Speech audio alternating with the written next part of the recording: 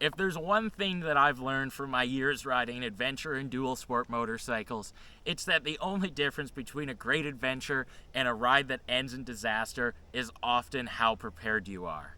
Today I'm going to be sharing with you 5 things that I don't ride without that can often prepare you for almost anything. Stay tuned.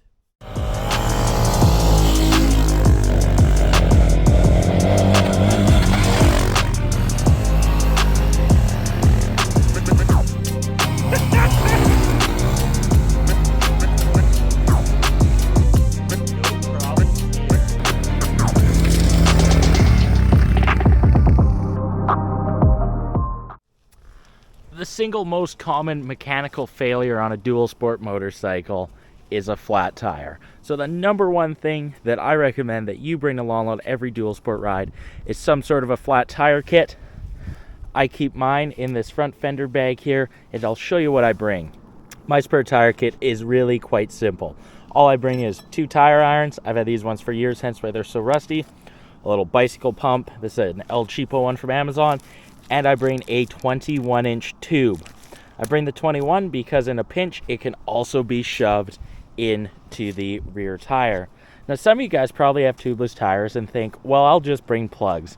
I'll tell you, it's good to bring a tube as well because plugs can't always get you out of every single situation.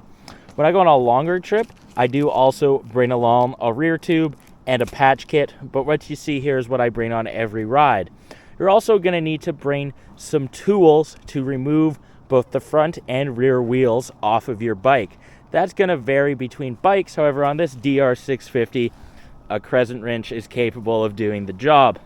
And that segues nicely to the second thing that I bring on every ride, which is a basic yet useful toolkit that I keep in my tool tube right here. So let's talk about that.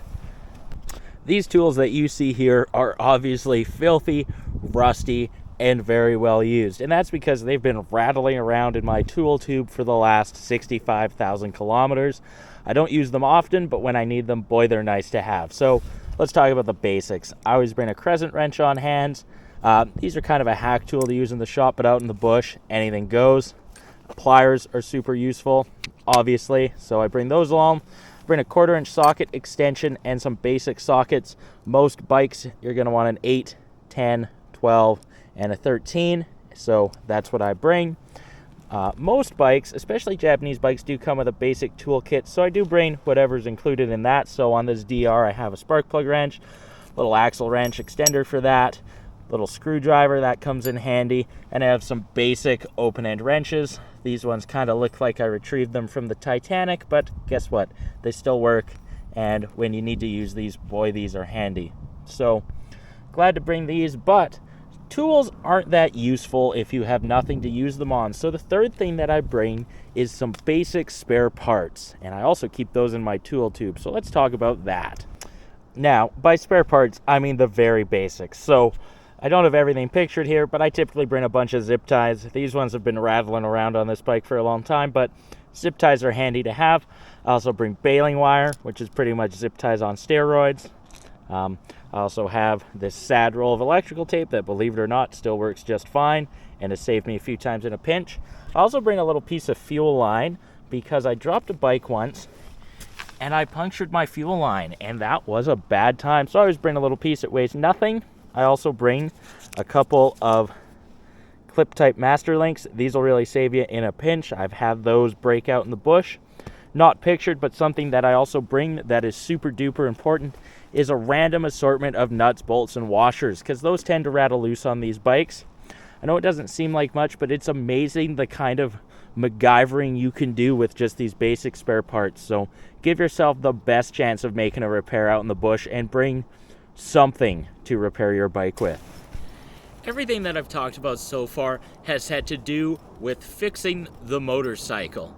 And although that's super important, if there's one thing that I'm always shocked to learn just how many riders don't bring along for the adventure, it's a first aid kit. So that's why it's my number 4 thing that I bring on every ride.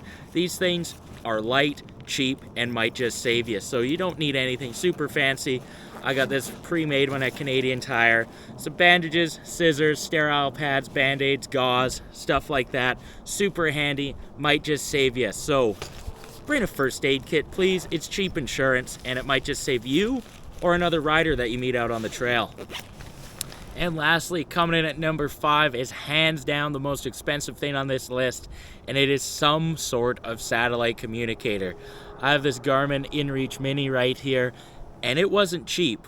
And also the monthly plan isn't super cheap. I think I paid like $350 for this, and I paid $12 a month for the service. That's a lot of money. But the ability to call for help anywhere is super important when we're riding these things, because we often don't have cell service. Luckily, there's a few other options for these now. Zolio's come out with one, and these Garmin's have been on the market long enough that you can pick up used ones for a reasonable price. So if you're often riding without cell service, these are worth spending the money on, because they might just save you. So I bring this on every ride, and you should too. Everything that I've discussed in this video is functionally worthless unless you actually know how to use this equipment. So my advice to you is to make sure that you actually know how to change a tire with your tools, know how to repair your motorcycle, know how to use your first aid kit and some basic first aid, and if you're not technology literate, go through your satellite communicator before you're in an emergency situation. Hopefully you learned something from this video. Some people watching this probably think I'm chronically overprepared, and others probably think I'm underprepared. Let me know what you think down in the comments, and if you want to see more videos like this, be sure to subscribe.